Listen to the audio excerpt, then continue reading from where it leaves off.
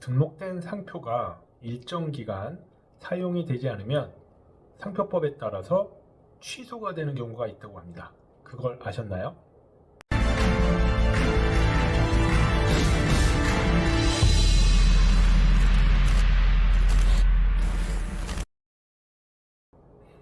네, 안녕하세요. 윤별TV의 윤영근 변리사입니다. 시청하시기 전에 좋아요, 구독, 댓글 좀 눌러주시면 좋은 콘텐츠 만드는데 많은 도움이 될 것 같습니다. 자, 저는 이제 윤영근 변리사고요. 지식재산권 관련된 특허, 상표, 디자인, 저작권 강의도 많이 하고 있고, 그다음에 이제 특허청에 절차 대행하는 일을 하고 있는 변리사입니다. 자, 오늘 설명드리려고 하는 것은 우리 상표법에 관한 것 중에 되게 중요한 것을 좀 설명드리려고 합니다. 우리가 상표에 관해서 제가 다른 여러 가지 컨텐츠에서 상표는 등록을 받아야지만 권리가 발생을 하고, 그다음에 상표를 등록받는 방법에 대해서는 여러 가지를 고려해야 됩니다. 상품률을 고려해야 된다든지, 아니면 또 이제 상표를 어떤 걸 선택해야 된다든지, 요런 것과 관련해서 좀 여러분들한테 도움될 만한 것들은 제가 별도로 연결해서 보실 수 있게 해놓을 거고요. 제가 오늘 설명드리려고 하는 것은 저희 이제 서두에서도 간단하게 딱 문제를 제시했지만, 상표를 우리가 특허청에 등록을 받으면 아주 강력한 권리가 생겨납니다. 자, 권리가 생겨난다는 얘기는 이제 독점적으로 쓸 수 있는 권리가 생겨나게 되는데, 자, 상표권은 이제 10년간 권리가 유지가 되고요. 갱신이 가능해서 거의 반영구적 권리입니다.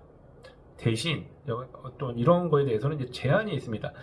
특허나 디자인권 같은 경우에는 20년 동안 최대한 권리가 유지가 되는데, 이게 이제 20년이 넘으면 무조건 소멸합니다. 20년 되기 전에 연차료를 내지 않았다든지 아니면 소멸이 될 수 있는데, 상표권은 반영구적입니다.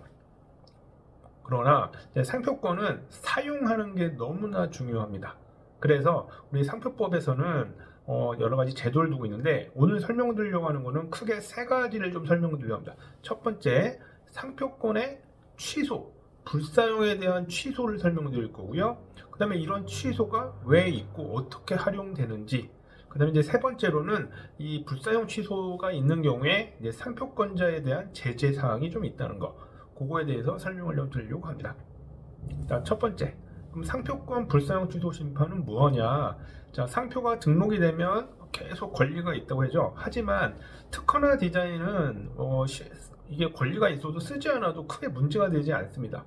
그러나 상표권의 경우에는 법으로 정해져 있습니다. 대부분의 나라에 똑같이 있는 게 불사용에 따른 취소 심판, 취소를 걸면 상표권이 소멸하게 됩니다.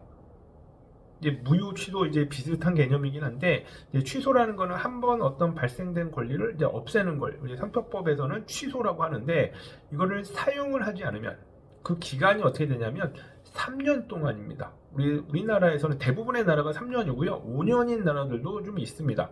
미국이나 유럽 이런 데들은 5년인 나라들도 있지만 대부분은 3년인데, 3년 동안 연속해서 계속 사용하지 않으면 상표권은 취소가 됩니다. 물론 저절로 취소가 되지는 않습니다. 누구든지 취소를 걸 수가 있게 됩니다. 예전에는 특정한 동종업자나 관련된 사람만 취소를 걸 수 있게 해놨었는데, 이제는 누구든지 취소를 걸 수 있게 2016년도에 개정이 됐습니다. 그래서 이거 3년이라는 걸 잘 생각을 하셔야 돼요. 3년 이내까지는 안 써도 크게 문제가 없지만, 3년이 넘으면 언제든지 취소 심판 같은 게 청구돼서 들어올 수 있다. 저절로 소멸하지는 않으니까요.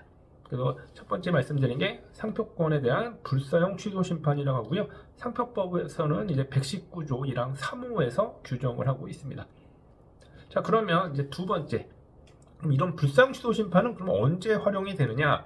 자, 누군가가 상표권을 취소시키는 이유가 있겠죠. 그것 때문에 불사용 취소 심판이 있는데, 첫 번째가 보통 어떤 경우냐면, 어떤 사람이 상표를 특허청에다가 신청을 했습니다. 그런데 이미 어떤 유사한 상표가 이미 특허청에 등록이 되어 있는 거예요. 그럼 특허청에 등록이 되어 있으면 이미 있는 건데 또 유사한 거를 등록시키지 않겠죠.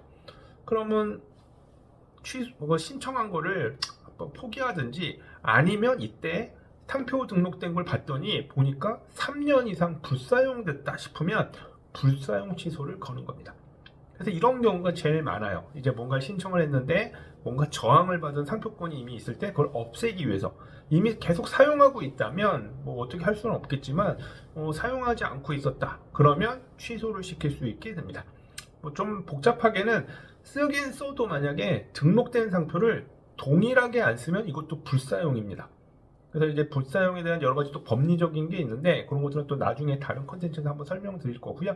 그래서 그런 경우가 좀 있고 이제 또 어떤 경우가 있냐면 자, 상표권 침해 경고를 받거나 침해 문제가 있을 때 상표권이 만약에 불사용되고 있었다. 그러면 이거를 없애면서 침해가 사라지진 않습니다. 대신 취소를 걸면서 뭔가 협상을 할 수 있는 툴로 많이 활용을 할 수 있게 됩니다. 그래서 이제 저 두 번째 논점이 그런 불사용 취소 심판을 주로 언제 쓰느냐? 특허청에 상표를 신청했을 때 거절이 나와서 어떤 유사 상표가 있어서 거절이 나왔을 때 그 유사 상표를 없애기 위한 방법으로 하나.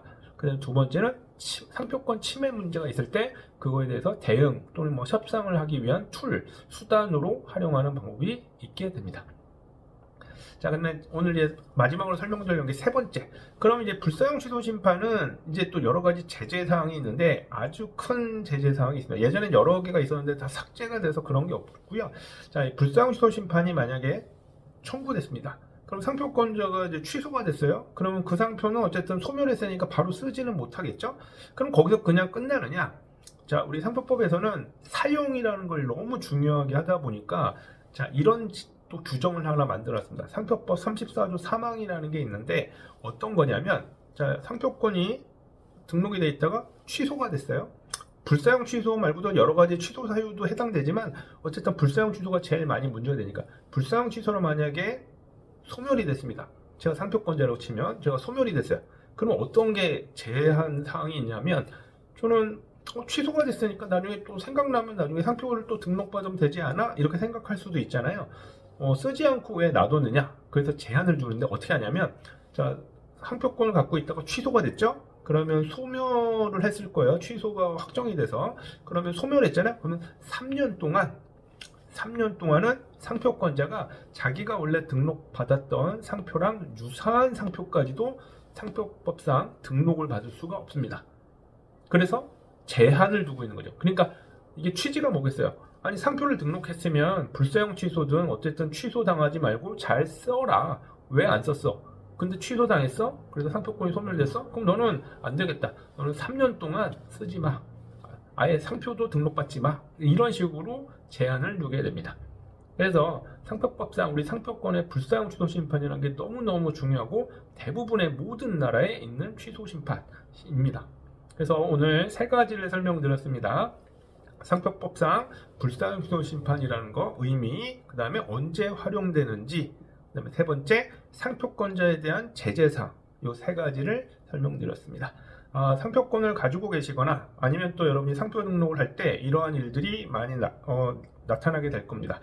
변리사랑 상담을 하시거나 그런 얘기를 들으실 수도 있고요. 또 여러분들이 직접적으로 뭘 하시다가 또 여러 가지 또 부딪힐 수도 있는데 이런 상표법상 불사용 취소 심판이라는 제도가 있다는 걸 잘 알아두시면 도움이 되실 것 같습니다. 자, 오늘은 여기까지 설명을 드리고요. 다음에 더 좋은 컨텐츠로 찾아뵙도록 하겠습니다. 윤별TV의 윤영근 변리사였습니다. 감사합니다.